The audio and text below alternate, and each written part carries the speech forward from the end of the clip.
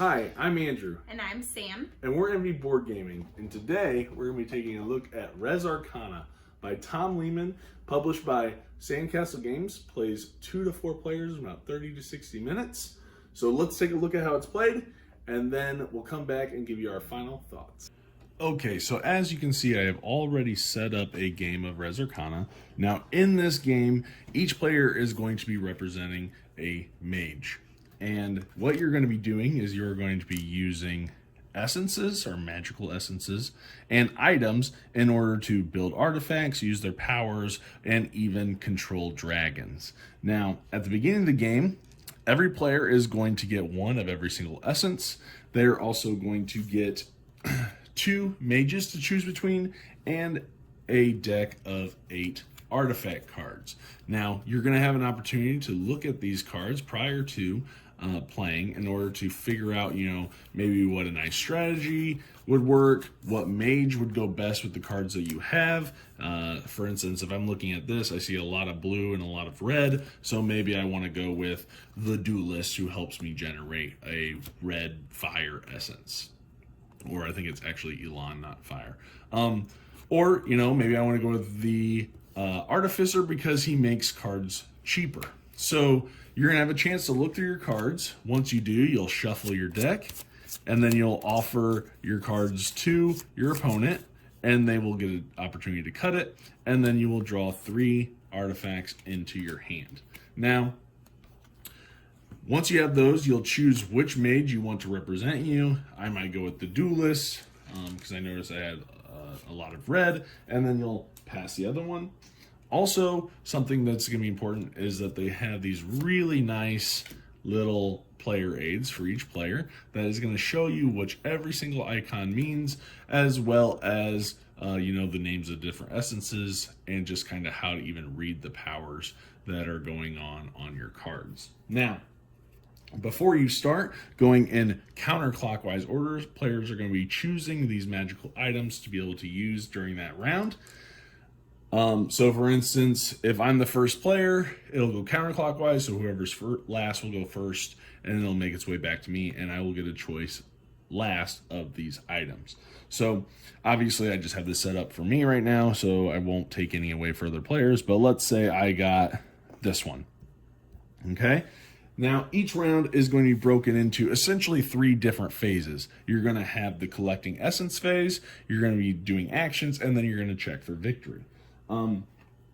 And that is all actually really well explained here on the round summary that they include in the game, which is really nice. So for the first part, collecting essence, you are going to be looking at any items or cards that you have in front of you that have this little hand symbol. That is going to tell you that when you come to the collect essences phase, this is what you're going to be collecting. So for me, the duelist allows me to collect 1 red essence, and then this here allows me to collect either 1 blue or 1 red of my choice. Looking at the cards I have, I have the dragon that costs 6 red. I might want to go with, I get the 1 red from my duelist, and then let's say I just take another red to try and maybe I want to try to get that dragon out real quick. Okay? Then, after everybody has collected the essences or taken them from components, because some components will store essences and you'll be able to retrieve them, then you're going to take turns going back and forth doing actions. Now, on your turn, you have one of 5 different actions that you can do. One is going to be playing a card from your hand. So let's say I wanted to play this dragon egg. I would spend the 1 gold back to the supply, and then I would play this in front of me. Okay, like this. Then another action I can do is going to be claiming a monument. Now, all these monuments here, you'll always start with 2, and new ones will be revealed when they're bought, but they're all going to cost 4 gold. So every single monument you purchase will cost 4 gold, and they're going to give you victory points. Some will give you just straight victory points, like the Great Pyramid here. There are no special abilities. You're just getting 3 victory points. Whereas others, like the Oracle, will have little special abilities here that you'll be able to use on your turn. Okay? So you can claim a monument or you can claim a place of power. So for me, knowing that I have a lot of dragons, I might want to try and go for the dragon lair here. you will pay the cost. And then this will also help you generate any victory points and give you additional abilities to do during your turn. Okay, so that's purchasing monuments or places of power. Another thing that you can do is discard a card from your hand in order to gain additional essence or gold. So I can, maybe I really want to try to push to get that dragon out. I can discard this hawk. It will go face up at the bottom of my deck. And then I can either gain 1 gold or 2 essence of my choice. Maybe I want 2 red essences. Whoops, actually grab 3. Okay.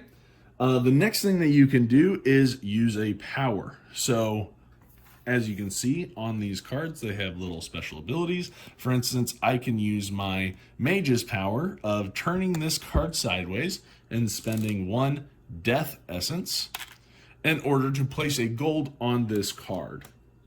Remember, I had said earlier that some cards can hold essences and then you'll be able to retrieve them later during the next round's collect essence phase. So I can put that gold there, and the next turn when we collect them, I can take that off and then use it. Okay, and the last thing that you can do on your turn is going to be to pass. If you are the first player to pass, you will claim this first player victory point token. So this counts as a point, and it means you'll go first next round. Then you'll wait for everybody else to pass. Once everybody has passed, also one thing I should say, sorry, is that you will, after you pass and you take this token, if you're the first one, you will then swap out your magic item for a different one. So I cannot choose the same one twice. I might put this back, and then maybe I want to take, I don't know, maybe a protection in case anybody is going to attack me. Or maybe I want to take it away from somebody else because I plan on getting my dragon out and attacking them next round. Okay, so then after I swapped out that magic item, I will then draw another card into my hand. Okay, after everybody has passed, you are going to check for victory. So the way the game is going to end is if somebody has 10 or more victory points, then that will be the end of the game. If they don't, then you will move on to the next round. Now, when you're determining who wins, okay, whoever has the most victory points wins, right? However, if there is a tie, you are then going to break that tie by saying who has the most essences in their pool, okay? And gold is going to count as 2 essences to break that tie. Whoever has the highest points or has the most essences is going to be the winner of the game, and that is how you play Res Arcana. All right, so that is how you play Res Arcana. So let's talk about the positives first. What did you like about Res Arcana? Well, I liked a lot of things about it, actually. I like how fast it plays. Mm-hmm. I like how easy it is to set up. As you know, I'm not a big game setup person. Yeah, you never set them up. I can set up this because I feel like it's simple, you know? But yeah, I hate it. I hate reading rule books. No. Anyway. But yeah, I really liked it. I love the whole fantasy theme of it. I thought that was cool. I like that the replayability, that every time the game is different based on the cards that you get, that, you know, with it, and the whole resource management, you're building like every time you have a different engine and you're building off of all of these cards. And so I loved that. I loved the dragons, which, that was which is a little take that though. Yeah. So we'll talk a little bit about that too.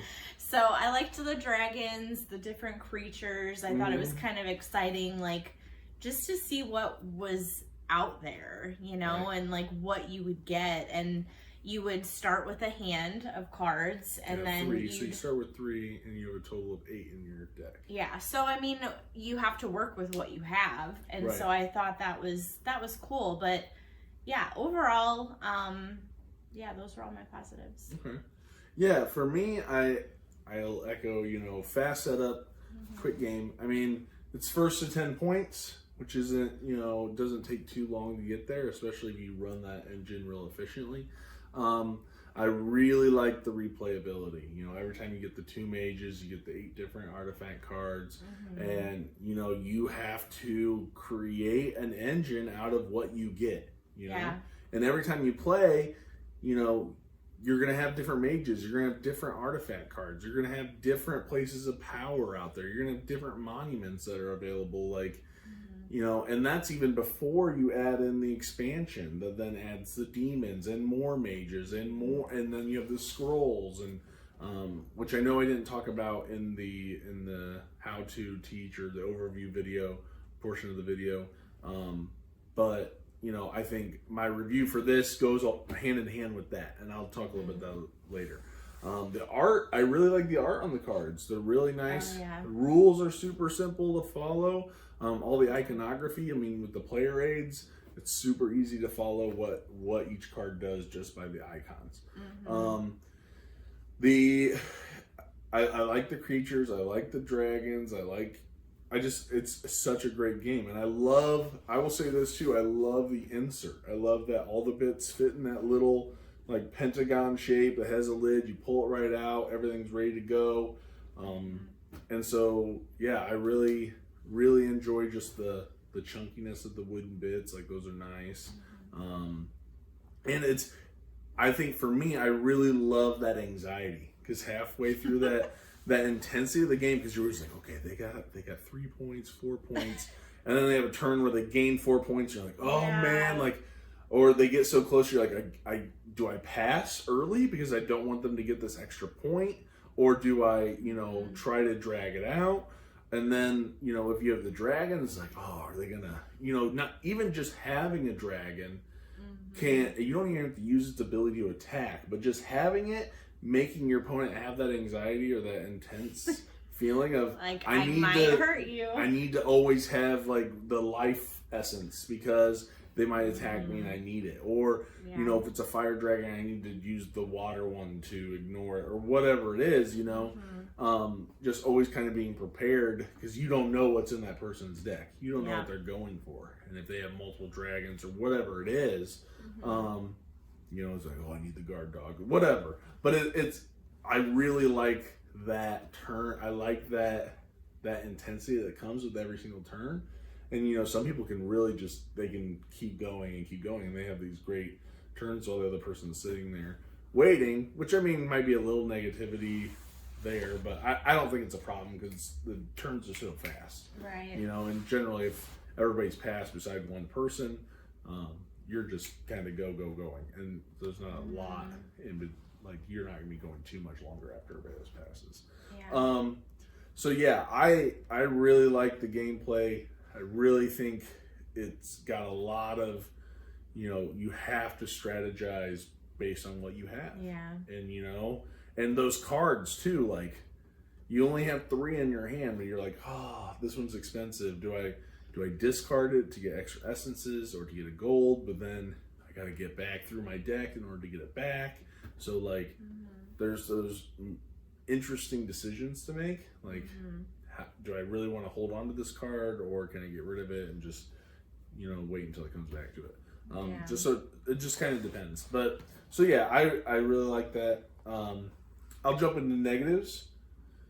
Negatives is probably, we're not big on take that, and some things, I think the dragons are a big take that, and then I think there's the bow and arrow or something, I think is take that too. Yeah. And there are ways to get around that, but it can just kind of feel a little, it adds an intensity, but I don't know, we've just never, I know take that games I can't really do with her, because she doesn't take it that well.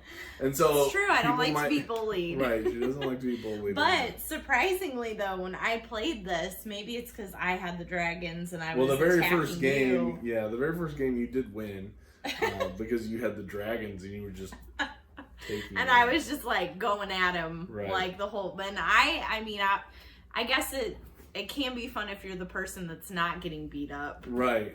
But literally they could just keep attacking, and it's just burns up your essence if you can. Yeah. And so, there is the luck of the cards. You might get cards that don't synchronize that well together. I haven't really had anything that hasn't been somewhat productive. I've never experienced where you can't get something going, or at least get some synergy between cards. But, there is that luck, for all I know, people have been like, oh, nothing worked. Or, that somebody got just lucky with the cards that they get. And so I guess, that could be a thing as far as negativity. But honestly, I don't have a ton of negative towards this game. I mean, maybe take that and maybe the luck of the cards. But other than that, that's all I really have as far as negative for this game. Yeah. I don't really have a lot of negatives either. I would say the only thing would be like the combination of cards. Like sometimes there have been some games where I get a great combination of cards, and then there's other games where I'm like, ugh, like I feel like this isn't that great. But I know there are certain cards that you can get that are like, draw two or draw extra cards or something. So it does kind of give you a little bit of wiggle room. I'm even saying like the 8 cards you get in total might not work that well together. Right. I don't know. I've not experienced that, at least in the times I played it, and I've played this quite a bit. I feel like you can get something, but there has been some games where I feel like I haven't had that great of combinations, right. but I mean I still was able to do something. Right. Yeah. So not a whole lot of negatives. I mean, the theme isn't something I'm super excited about. I mean, you're a mage collecting essences. Yeah. It's not the theme that keeps me there. It's the gameplay. It's the thinkiness. It's the quick, snappy turns. Like, that's what keeps bringing me back. It's not the theme. I mean, the theme's not really. I don't really think of a thing. I'm just like, oh yeah, I got fire or water or whatever, and I'm spending them. Yeah. These things. That's what it is. I think the creatures were cool. Like, I mean, right. But that could have been anything. You yeah. know, the thing could be anything. I think it just comes down to the mechanics and the strategy that's in the game, and just those really great the turns and building something up. Yeah. Right, because you're building out that engine, and then seeing how this triggers, and then this goes off, and then this, and then you can just do a bunch of different. Right. Yeah, I think you could honestly, like, you could make this any kind of theme. Right. So yeah, I guess that would be a negative. I guess it's more of a neutral than a negative, but yeah. So let's jump into our scoring. What would you score Res Arcana? I think I'd give it an 8. An 8? Okay. Wow. Yeah. I didn't think it'd be that high for you, but I'm glad. Yeah, I mean, because I love it. I know you do. I do enjoy playing it. Yeah. I really do. I mean, there is that anxiety aspect too, which I feel like maybe that might be a negative for me, but I feel like I'm always kind of like that, because I love games that give me that feel. I'm like anxiety. Yeah, because I'm always aware of what's going on and what everybody's doing. And I'm like, oh man. Yeah. I love that. So it does feel like a race, because you're getting the first kind of like a race, first to 10 or 12. Yeah, 10 points. Yeah. Triggers the victory check. Yeah. Right. And so for me, this is definitely a 9. This is a 9 for me. And this goes even, I would highly recommend the expansion. That's just as a 9 as well. I mean, you have the scrolls, you have the demons, you have the extra artifacts, the extra mages. It's great. And there's another one coming. I will be getting it. I'm very excited about that. I can't remember the names. They're always like in Latin or something like that. But I think it has something to do with pearls.